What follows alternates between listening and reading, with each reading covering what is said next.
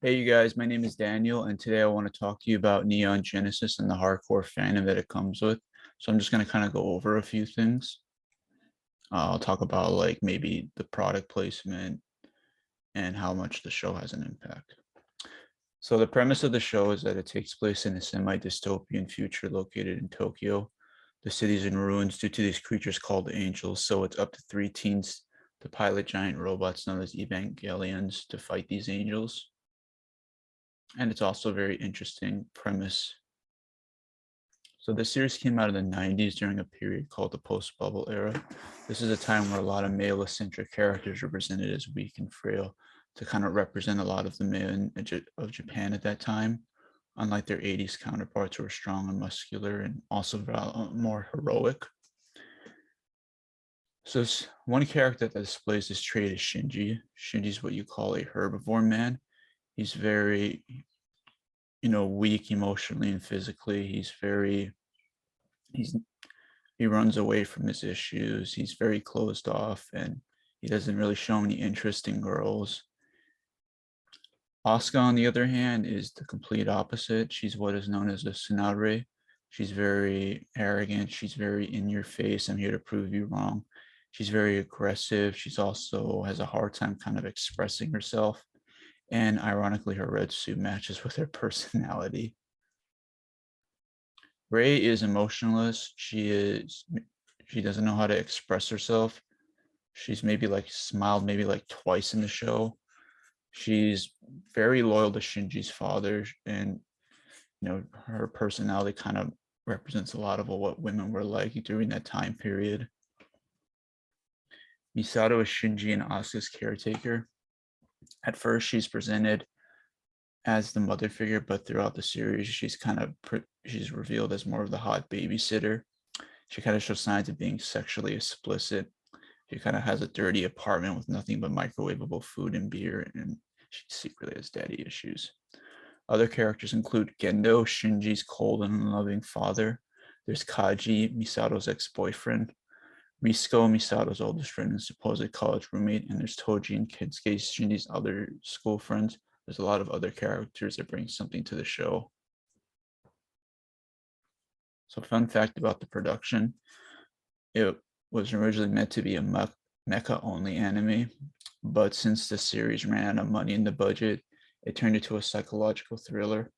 That's why towards the end, the animation quality went down, so they had to use just hand-drawn pictures instead. So a lot of the themes of the show could connect to the Japanese stock market crash that created the post-bubble era.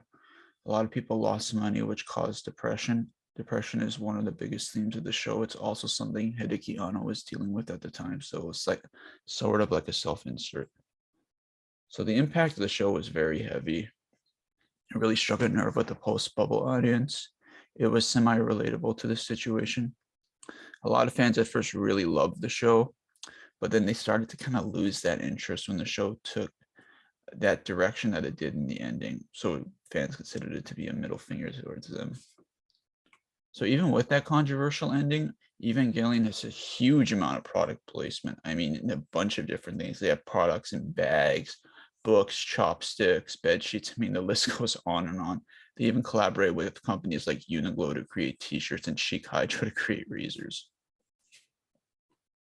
One of the most profitable products are the figurines. A lot of Eva fans will buy these figurines of their favorite characters to display.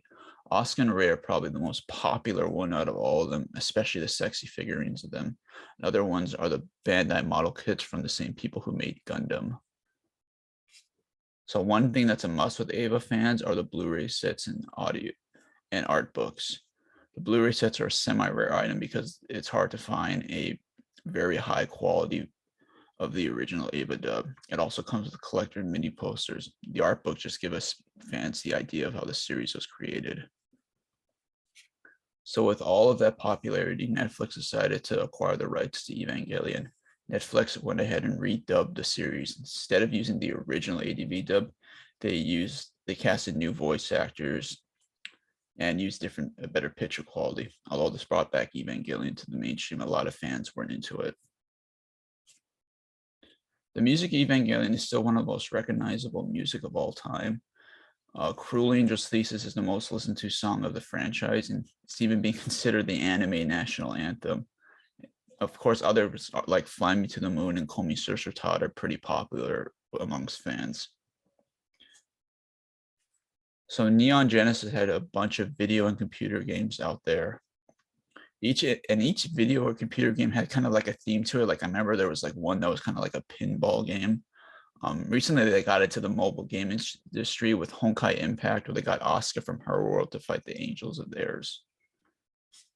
So one popular PC and PS2 game that got a following was Neon Genesis Girlfriend of Steel. It was kind of like an RPG choice type of game. It introduced a new character named Mari, who became not Mari, Mana Shinji, who became Shinji's love interest. Throughout the story, the player is allowed to choose different paths. So when the show ended on that type of ending, it left a hole in the fandom. 2 years later, Hideki Anno released 2 movies for the series. Death in True Square, which was a recap of the series, and the end of Evangelion, which was the ending that the series couldn't provide. And so when the movies ended on that note too, so Hideki Anno also decided to reboot the franchise. It was comprised of 4 movies, which copied the series, but then they took their own liberties with it. These movies introduced a new character named Mari, who piloted her own Eva. So the manga kind of did something similar. Usually the anime comes after the manga, but in this case it's reversed. The manga had 14 volumes and did their own spin on things, which alter the characters' personalities and had a better pacing, although the ending was a lot more hopeful, but it wasn't depressing or sad. Neon Genesis had 2 spin-off manga called Angelic Days and the Shinji Ikari Raising Project. Both of these books took inspiration from episode 26's slice of life approach. Everyone's in a good mood and there's no Eva or angels present. The only difference is that Angelic Days is a Shinji and Asuka thing. And there will be more information where that came from. Neon Genesis Anima, or 3 years later, is a 6-book light novel series.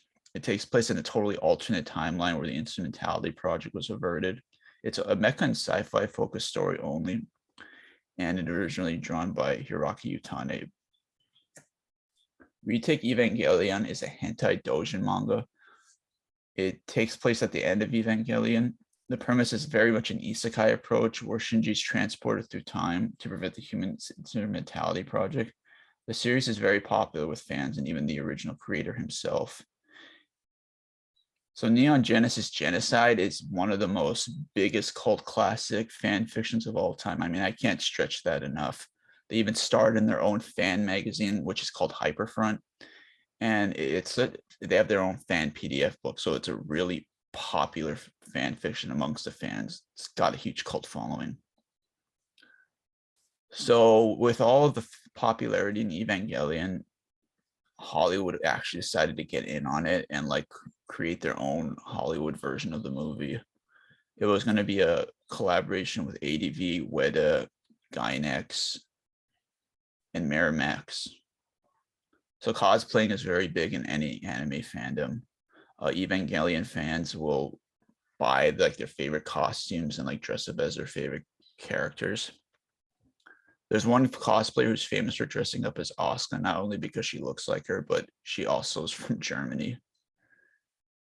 So the shipping in Evangelion is very popular. I mean, there's like a lot of Eva ships, and there's so much that they don't even fit on this thing. And the Asuka and Shinji ship is the most popular one, as it's been kind of like a fan favorite for decades.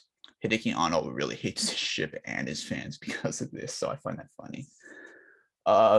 So Neon Genesis is very big for podcasters and YouTubers. Literally, like any Evangelion fan will, like they'll just talk about practically anything and like make us a topic about it. I even saw this one guy who combined his love for the LA Chargers with Evangelion. I thought that was pretty cool.